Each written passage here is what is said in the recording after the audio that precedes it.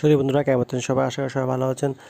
Lockie take and offer সবাইকে স্বাগতম। তো আজ আমরা আলোচনা করবো হলো গিয়ে দারাজের কীভাবে আপনারা ব্যাংকের কার্ডের মাধ্যমে ক্যাশব্যাকগুলো নিতে পারবেন।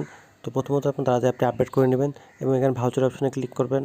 তো নিচে আমরা এখানে দেখতে পাচ্ছেন যে পেমেন্ট ভাউচার, এখানে বিভিন্ন রকম ব্যাংক দেওয়া আছে। EBL, Daraz, prepaid, Standard Chartered Bank, City Bank. আমি কালেক্ট করে নিই, আমার এটা ব্যাংক আছে। United Commercial, South East credit and EBL, Visa credit আর বিকাশ ওয়ালেট।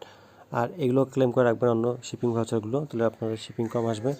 তো যারা ব্যাংকে পেমেন্ট করতে, ব্যাংকের কার্ডের মধ্যে পেমেন্ট করতে চাচ্ছেন, তারা বলে দিয়েছে এখানে। আপনাকে দেখাই, এখানে ক্লিক করব টার্মস অ্যান্ড কন্ডিশনে,